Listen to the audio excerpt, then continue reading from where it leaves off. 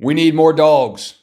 Cats at dogs this week. Let's get into Kentucky and Georgia. Let's talk about what Kirby Smart said about the SEC. Everybody else is. And let's take a look at what Kentucky brings between the hedges. They got a heck of a roster. These ain't your granddaddy's Wildcats, as Jake Rowe says. Let's get into the Georgia show. Time to hunker down.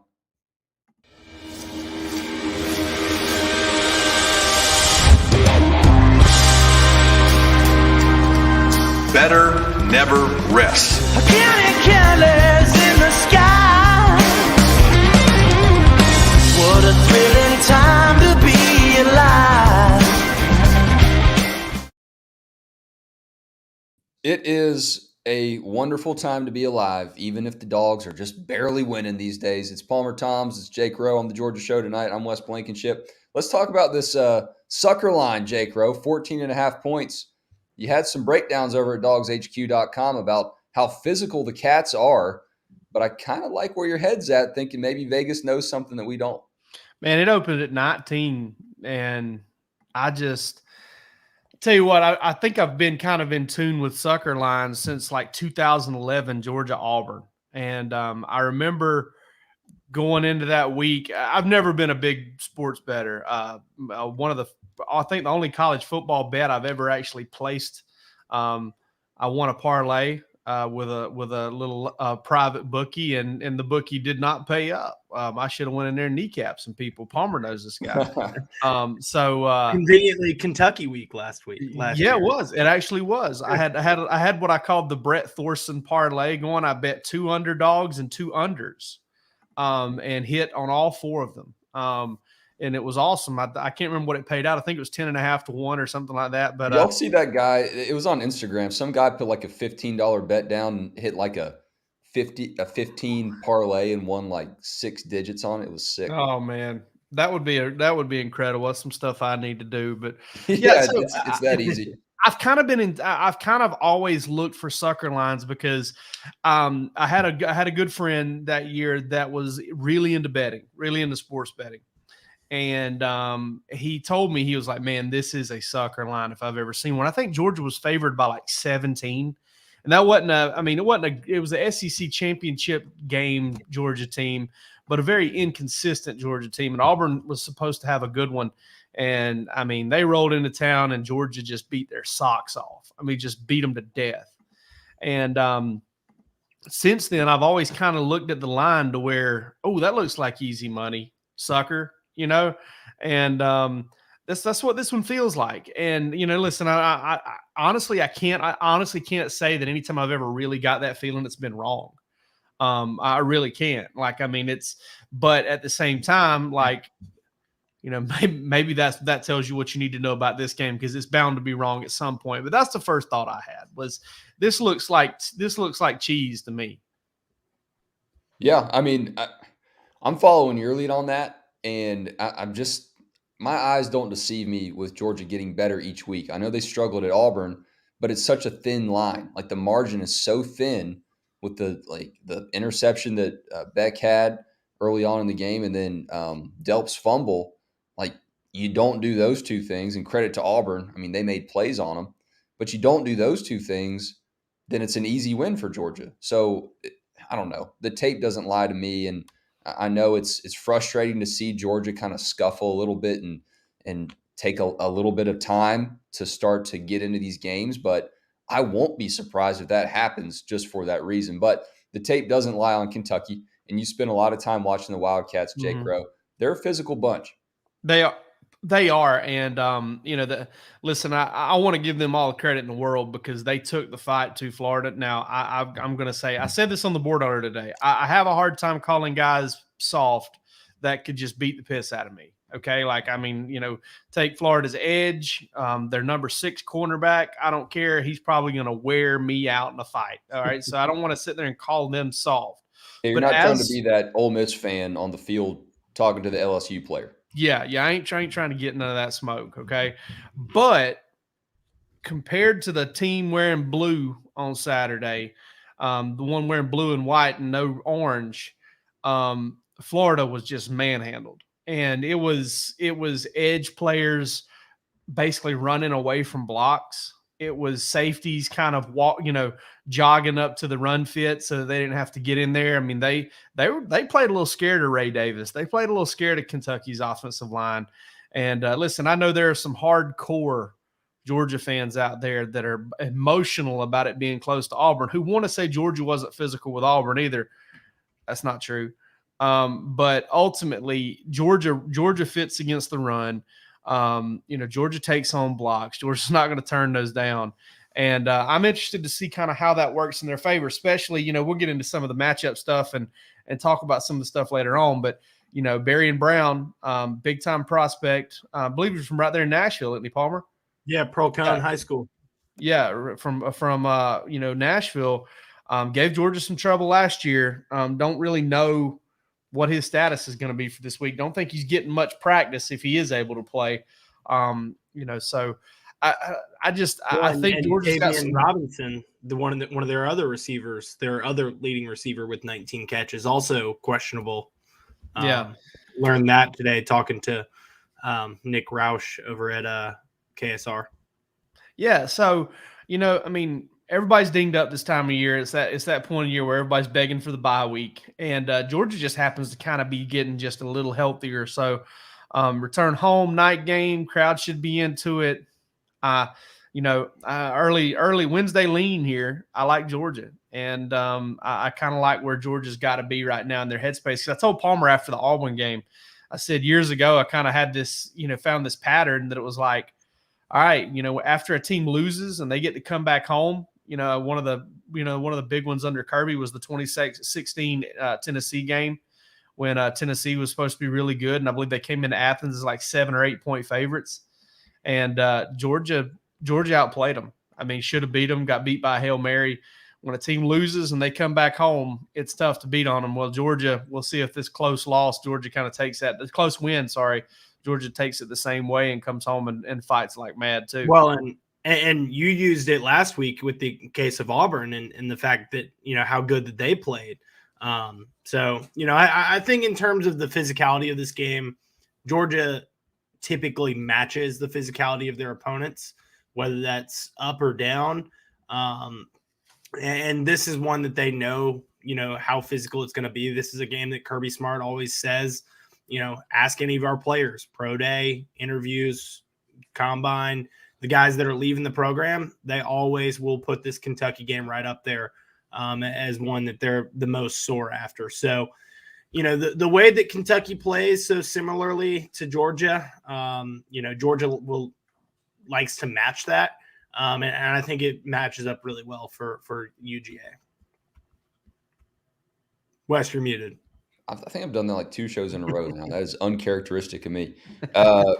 One more thing on that, though. I felt like Florida tried to do that, and they couldn't do it. And Georgia can do it because they've, that's what they're built on.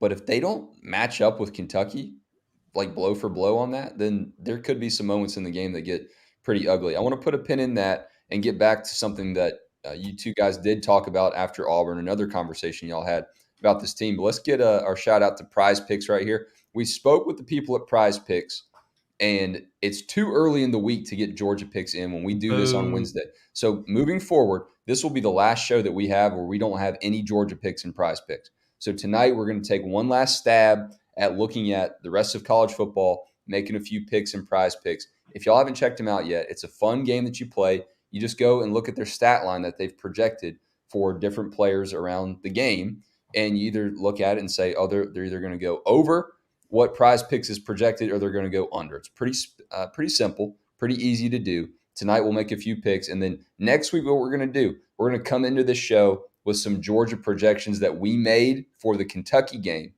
and we're going to tell you how we did. We're actually going to have to keep ourselves honest. We haven't had to do that yet. But tonight, let's look at a few games from around the country this week, some big ones outside of Athens as well. Let's start with rush yards here, guys. Anything jumping off the page for you? I think Ohio State taking on Maryland. Travion Henderson, maybe a sexy one there. I don't know if y'all can see this screen. That's probably bad producing on my part.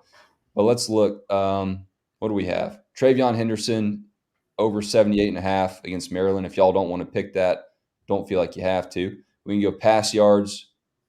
All right, let's go to the Red River, whatever they're calling it. Quinn Ewers, over 293.5 passing yards against Oklahoma or under that. God, that's a lot of yards. It is a lot of yards. That's why I picked it, because I don't like it. Sucker bet. I'll take the under on that. I don't feel great about it, but I'll take the under. Palmer, you feel good about that? Yeah. I've got another one in that game that I'm looking at as well.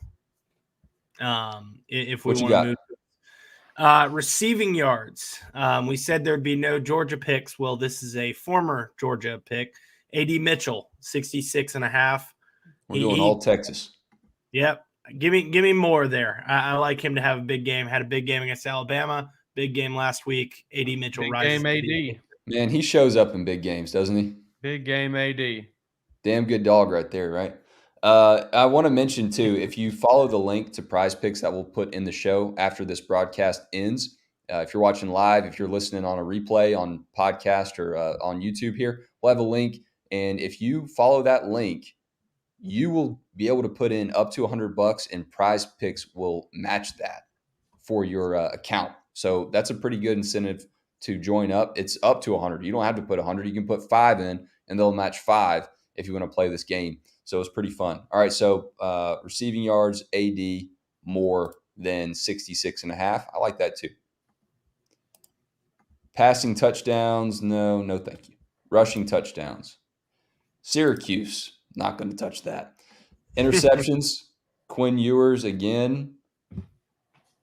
All right, let's go on the other side of that game. Dylan Gabriel, more than half an interception or less. Oh man, I'm leaning towards more. I lean more as well. Tip ball. He's not a big guy. Tip ball. All right, so we got 3 picks in here. Quinn Ewers less than 293.5. AD over 66.5, and Dylan's going to throw a pick. We're not going to do a power play. I don't want to mess with that. Let's just do a flex play here. We'll put 20 down and see how it goes. Y'all check out Prize Picks at that link that will be in the show, and you put in up to $100, they'll match it. Have fun. Good luck. All right, y'all were talking on the way home from Auburn about a pretty interesting hypothetical here. With this Georgia offense, we talked about how much Georgia loves Brock Bowers. Everyone on this show loves Brock Bowers other than the Kentucky fans that are hanging out with us tonight. Would you rather have Darnell Washington back in this offense, or would you rather have Kenny McIntosh back in this offense? My first thought on this was a no-brainer. It's still the same pick, but it's not as, I think Georgia fans, and listen, I'm a big Darnell Washington guy, and I think Georgia fans romanticize him just a little bit. I think they kind of puff him up. Darnell's a great player. I think he changed some things for a lot of guys. You can't make me take a 1,300-yard guy. I mean, this is a guy who basically accounted for like 80, 85 yards a game easy for Georgia last year. 1,300-yard guy like Kenny McIntosh out of the office. I want to say it's 1,330 or 1,370. He changes things. I think a bigger thing that Georgia is missing right now than Darnell Washington's blocking, because let me tell you something. The Mike Bobo screen game, 7.7 yards per catch, for yards per attempt. The Todd Monken screen game, 6.3 yards per attempt. All right, just a little stat there. So when Carson Beck throws the screens, 7.7 an attempt. When Stetson Bennett threw it last year, it was 6.3. That to me, makes the kind of the myth that Georgia's perimeter blocking is atrocious, and it misses Darnell Washington that way. I think that digs into that a little bit. Now, I would take Washington back if you offered him. I'm not saying I'd turn it down, but I would say Kenny McIntosh, without a question, would be the guy I'd bring back. 1,300-yard guy. Big plays in the passing game with the tunnel screens and the stuff he can do for you there. Listen, if you honestly, if you look at it, 7.7 without a Kenny McIntosh, without really a running back doing a whole lot for you in that way, I think Georgia would be a lot more lethal with Kenny McIntosh. 1,333 there for McIntosh last year. I'm going with the chat here, and I'm agreeing with Washington as your guy, because I think that the way that he opens things up, with the struggles that Georgia has had running the ball.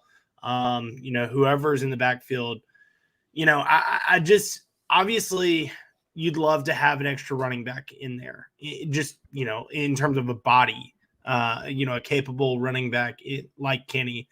But with the guys that you've got and how limited that you are, having a guy like Darnell to pave the way would be big for me. And I think he would open up the passing game too, because, like Uncle Glenn says, McIntosh doesn't get that kind of yardage on some of those screens without Washington. And I don't know that Ladd would either, just how good of a blocker he was.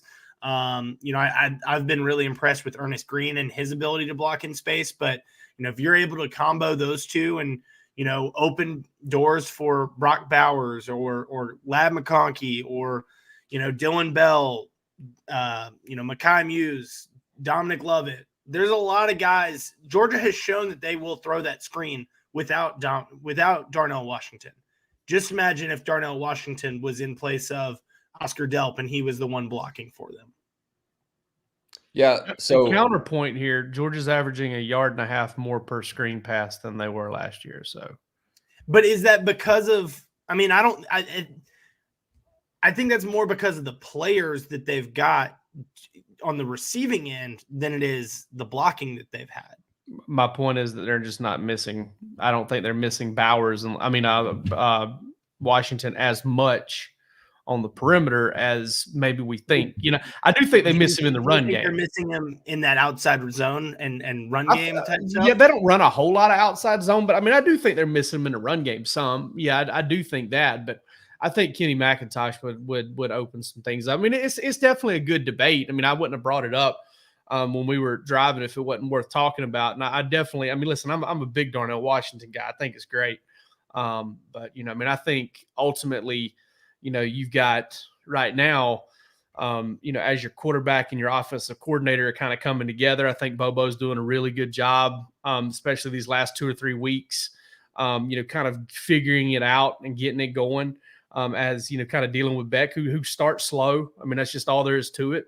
And I think he's got to get that fixed. I think a guy that would help him out a lot there is a guy like Kenny McIntosh, who you can just kind of raise up, get it to automatic 6, automatic 7 yards and make it happen. It is a great debate. It is. And I think when you look at where Georgia is right now, it's hard for me not to pick Washington just because of the physicality on the line of scrimmage and seeing how big he is and seeing how he could dominate everybody. And Georgia's missing domination a lot of times consistently. And Darnell was consistently dominant. And the running back, the backfield, maybe getting a little bit more healthy. Maybe Kendall Milton is back this week. If he's back, I got a gut feeling that guy's going to have a big game because I saw him have a big game against Kentucky last year. And maybe that's just my human error and recency bias against Kentucky. But I feel like as you're getting more healthy in the backfield, you're still going to need some help up front. And that's why Darnell's appealing to me. But I definitely hear what Stacy's saying here. Kenny's burst out of the backfield. He didn't need the best offensive line. Maybe he didn't, but he had a pretty good one. Yeah. But yes, his burst. And the thing was is, you special, can't and he was a huge lean part of on the offense, a home run hitter. So it's a great debate. And I think, we're giving a lot of credit to Brock Bowers. Let's say Georgia doesn't three-peat. Maybe Darnell Washington was a pretty important key to that, saying that facetiously. But sure. it is a great debate, guys. And I know Georgia fans would love to have both of them back, but we'll see what happens this week against Kentucky. Are we hearing anything on Kendall Milton this week? Sounds like Kirby's comments on Monday made it sound like, he's healthy, but they're trying to get him in shape. One of the things, though, about that debate that I think makes it so interesting is you can't really lean on, well, we're short at tailback or we're short at tight end, because you're short at both. You're kind of thin at both positions right now. So, that's the one thing. Yeah, hey, we need tailbacks more. We need tight ends more. That's one of the things that really got me thinking about it, because I was having the debate in my mind, and I just got to the point where it's like, Georgia needs a running back. And I was like, wait a minute, Georgia needs a tight end. Oscar Delp's not playing that great. And they use 3. But yeah, I mean, I think Milton will be back, soon, and I think having him back, I think a lot of Georgia fans kind of get in their feels about his lack of availability sometimes and the injuries. I guarantee you're no more frustrated about it than he is, and just kind of get themselves to thinking, well, he's not very good because he plays at 75% as often as he does because he's always dinged up. But telling you, I went back and I was looking at something today. I was trying to look for a specific formation, and I went back and I watched the Peach Bowl, and he had a couple of runs in that game that were attitude runs and good players. So I thought that was against LSU too. Guys, we got to address this. Kirby Smart yesterday at his press conference. I don't know if he was just talking for too long or if he really believes this, but he said that every SEC team should be ranked. Now, he also said that every SEC team can beat you. I agree with one of those two statements.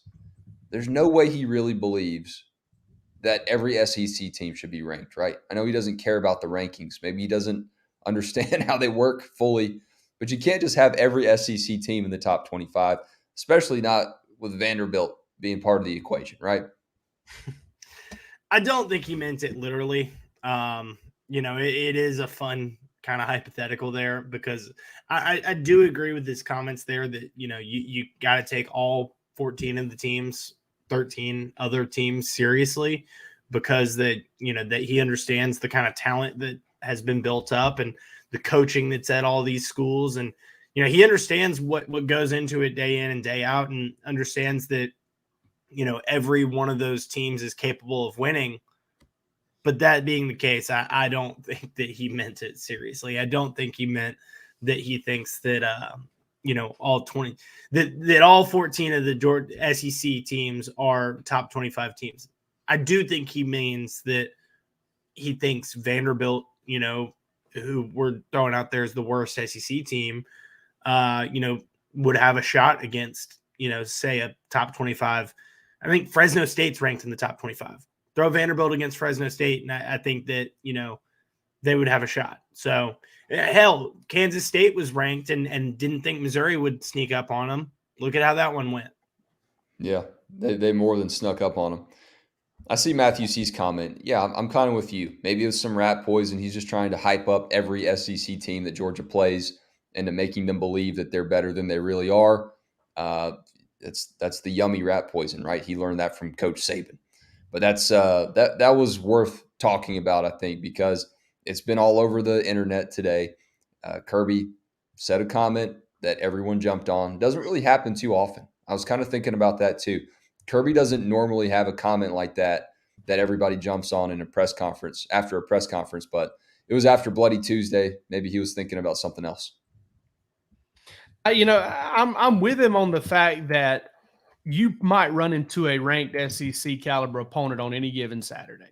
I mean, I'm with you there. Like, unranked Auburn on this past Saturday, I think would have given a lot of ranked teams for the money, especially if you give them a couple turnovers. If you turn it over twice in their territory at their place.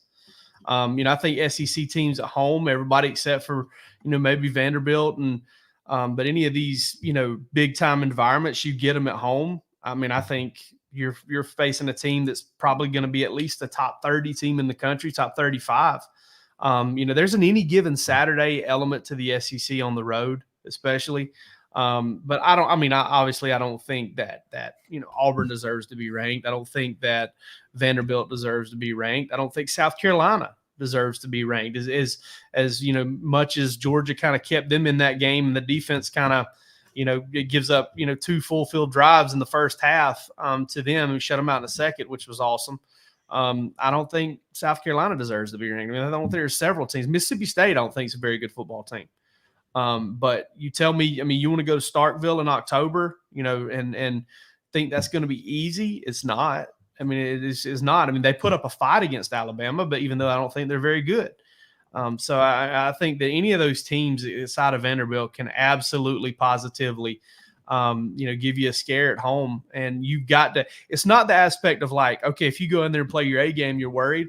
But I'm telling you, if you go in there half-stepping, if you go in there turning it over, if you go in there missing field goals, That's why I thought Peyton Woodring hitting those 2 field goals on Saturday was so massive because, man, I'm telling you, there would have been a giant sinkhole just to the west of the Georgia border, just to the west of Columbus there if he would have missed, either one of those field goals. That place was about to implode.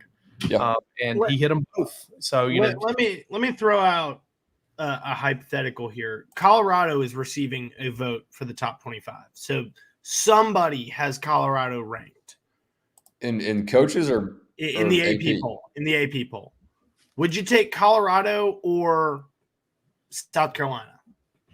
Where are they playing? Neutral field, neutral site. I don't know what halfway between Boulder and Columbia would be, but I'd probably take South Carolina just because the weakness of South Carolina is that O-line, and I don't know if Colorado has the physicality to get after Rattler like that, and I think he could probably have a good day. I think it'd be a pretty good shootout there. That'd be a pick 'em for me, honestly. I mean, Auburn, Arkansas, hell, I mean, Mississippi State and Vanderbilt. I would take those teams, and I would, at a neutral site, would give them a decent chance to beat a team that's receiving top 25 vote. Yeah. A reasonable chance for sure. I don't disagree with that. I mean, you can say that it's just blind allegiance to the SEC or he's, pumping up the conference and it just means more. This season, that's debatable top to bottom, whether it just means more to everybody. But yeah, I mean, the portal is the great equalizer this year, more so than it's ever been. And we'll talk about that with Kentucky here in a minute. So yeah, I mean, maybe the SEC does get after some teams that think they could just run over the bottom feeders of the SEC and still get surprised. I think we know what Kirby was saying. Any team can beat you from the conference any given week, specifically in the conference. And we've seen that through 2 SEC games for Georgia. You got to come with your A game every single week. All right, so let's talk about the Wildcats, guys. Their roster, I'm looking at their recruiting rankings from the last few years, and it doesn't blow you away. How is Mark Stoops getting these guys to play ball so well? They're 26th ranked class in 2021. Let's go to 2022. I think they're around 30-something maybe. No, 17th ranked class in 2022. You have 0 5-stars. 2023 class, new guys coming in. A little bit lower, 32. So even within that, we still comment every time we talk about Kentucky. Rusty brings it up a ton. The Wildcats in the secondary, they seem to find these like 6'1", 6'2" DBs that give you a hard time. Their front seven is sick. And then you factor in the portal, like I just said. Kentucky might have top 5 best portal class of anybody coming into this season. The quarterback's struggling a little bit. But other than that, man, they did dominate Florida. They did push them around. Is it Stoops developing players, or do you think the portal's really finally given him the push over the goal line here to have a dominant football team that he's always envisioned? They evaluate and develop really well, and they recruit real well out of Ohio. And I think they do a really good job of recruiting the premium positions and getting them and scheming around them. Because I'll be honest with you, I'm not overly impressed with their defensive backs. I watched the Florida game today. I watched some of the Akron game too, and a little bit of the Vanderbilt game, and I feel like their defensive backs are a little bit stiff. And I think that, but I think that scheme wise, they do a good job of hiding that. I think they do a good job of kind of keeping that in. They play really aggressive on defense, and they do a really good job of getting guys who kind of change the game, like Deion Walker. Like, Rusty's higher on than I am because I think they need to put him at nose and leave him at nose. They play him at 3 technique, and he almost becomes a little bit of a non-factor, especially against Florida and Vanderbilt. But you put him over the nose, and he's a stud. And, Trevin Wallace, a kid from down in Jessup, fantastic football player. I mean, probably the best football player on that defense. They go and get guys like middle linebackers, like nose tackles that make you strong up the middle. J.J. Weaver, all 11 fingers. He does a great job too. I mean, I think he's a really good football player. Like I said, I'm not crazy about their DBs, and then they coach him up real well. They've got good scheme.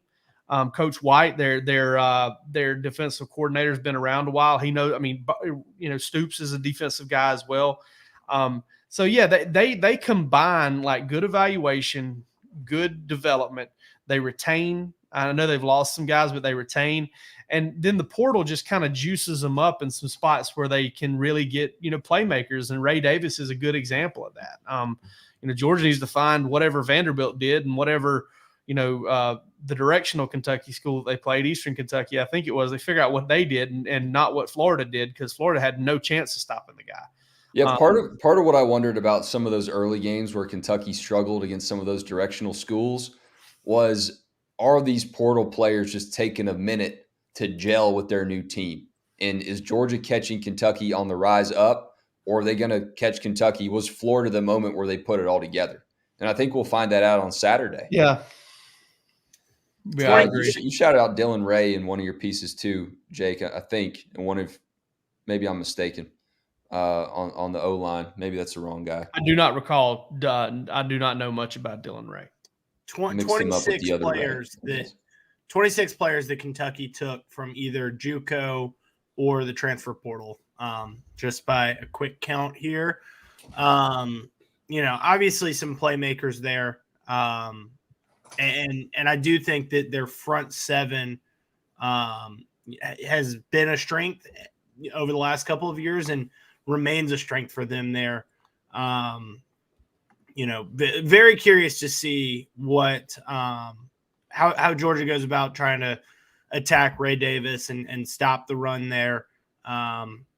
Because like you said, Florida, zero success there. But other schools, now Vanderbilt had a pretty good scouting report on Ray Davis, considering the fact that he played for them. Right. Yeah. So, how does that factor in? I'm not sure, but like you said, Eastern Kentucky didn't seem to have too much trouble with him either. But, he's a talented running back. I mean, Kirby compared him to DeAndre Swift. Again, is that Kirby hyperbole? Probably. But, I think that there are some talented players. And you look at some of the schools that they've taken kids out of the transfer portal from. It's Power 5 programs. I mean, NC State, Vanderbilt, Ohio State, North Carolina, Alabama, Wake Forest, Michigan State. They've got programs that play high level, high competition football. These kids aren't coming in and having to learn, what it's like to play an SEC caliber team because in some cases they've played it already. Ray Davis was a really good running back at Vanderbilt, and Kentucky, took him and said, hey, we want you to come be a really good running back just north of Nashville. So, well, he's a grown man. He looks like a high school principal in this photo here. Yeah. Let's talk about Leary really quick before you chop some wood. What'd you see from Leary watching film, Jake? Got a little bit of a wind-up delivery. Somebody commented on the board that his kind of injuries that he dealt with from last year have kind of caused him to change some mechanics. Florida, man, I will say this. Sometimes when you're on the road, like Florida was on Saturday, you're playing a good team, playing well, you get a couple opportunities to stay in the game. They dropped a pick. That would have been a pick six. I mean, hit the guy right in the hands, and he jumped the route because Leary's elongated delivery. And then, they hit a pass that I noted in X's and O's that, I think Georgia can have some success with as Kentucky plays some zone. But looking at Leary, I thought that he might be kind of the transfer portal edition of the offseason for the SEC. I thought he might be the guy. And it just doesn't seem like he's healthy yet. And he struggled a lot. I mean, Kentucky's not very good on third down offensively, and they are pretty bad on third down defensively. And, I think he is one half of that equation. There's kind of the struggles throwing the ball. And, if those two receivers aren't 100% or aren't healthy enough to play, then Kentucky might be in some trouble. Who has been the transfer portal addition in the SEC? Is it Ray Davis? I mean, he'd have to be up there. I So can't far. really think of all of them. I'm It's just definitely not Graham Mertz. I mean, 280 yards rushing. I think that puts you in the catbird seat for right now. Yeah, for sure. Yeah, I can't. I'm having a hard time thinking about who has been added. Just like right off the top of my head. Yeah, I mean, just scrolling through the On3 transfer portal rankings, that's Ray Davis. None of these really stand out. Dante Thornton's been banged up at Tennessee, wide receiver there. Obviously, Georgia's pair of wide receivers. I would say Davis has been Productive and very much needed, but not Yep. really huge parts of the offense yet. I mean, the word on both of them is they're still trying to catch up and learn it. So yeah, to me, I mean, it is Ray Davis, and so certainly Dogs will interested to have their see how hands full Georgia. between the hedges in that night game, man. Pumped Yeah. for that. Let's chop some wood, guys. I will start, and I will take the Mark Richt chopping wood. Y'all can have it too if you want to. But that was so cool to see him on Monday up there at the podium again with Kirby Smart, with his granddaughter, announcing the Chick-fil-A Dog Bowl 2023. Palmer wrote a story about it. You can check out the link for that as Coach Richt is having a pretty cool bowling fundraiser event with some Georgia players involved. They will have the opportunity to win a title belt that will not get them in trouble with the NCAA as they try to provide some money for Parkinson's and Crohn's disease research. But outside of all that and how cool that opportunity is for Coach Richt and how amazing it is to see him giving back to this or still being a part of this Georgia community, I just thought it was awesome to see him back there with Kirby Smart and seeing how things have come full circle. And obviously, we're hoping that Coach Richt can continue to pursue all the health care that he needs and to get right and be in a good state of mind. And he still has the zingers, man. So just to see those two pillars of Georgia football, say what you will about Coach Richt's career at Georgia, he still loves the Dogs, loves this community, loves this town. And that, to me, was the coolest part. And obviously chopping wood about everything that Coach Richt has going on with this fundraiser. Y'all definitely need to check that out and support it if you can. But great to see Coach Richt back with some red and black on. Jake, I'll let you try to follow that up. Well, chopping wood, I'm going to tomahawk chop some wood. First of all, it's the last time we get to be on the show before the Braves start the playoffs. I'm excited. Go play hard, fellas. I'm not holding anything against you. Thanks for Wogs 162. It was a lot of fun. And I know they'll be out there, giving it all they got. Looks like it's probably going to be the Phillies. I don't know. There's only game 2 of that tonight, but we're an hour underway. I hadn't looked at the score yet, but just really excited about the playoffs. 2-0 Phillies. 2-0? Yeah, Phillies. It's going to be Braves, Phillies. Nothing makes me feel more alive than playoff baseball. I love it so much. I'm also going to chop wood on and Matthew, see, this has nothing to do with you, so don't get an inflated sense of self here. I'm chopping wood on Mike Bobo because Aaron Murray broke it down last week, a couple days ago. The call that kind of got Georgia into the end zone to beat Auburn, and it was something that Georgia kind of went to a couple of times late in that game.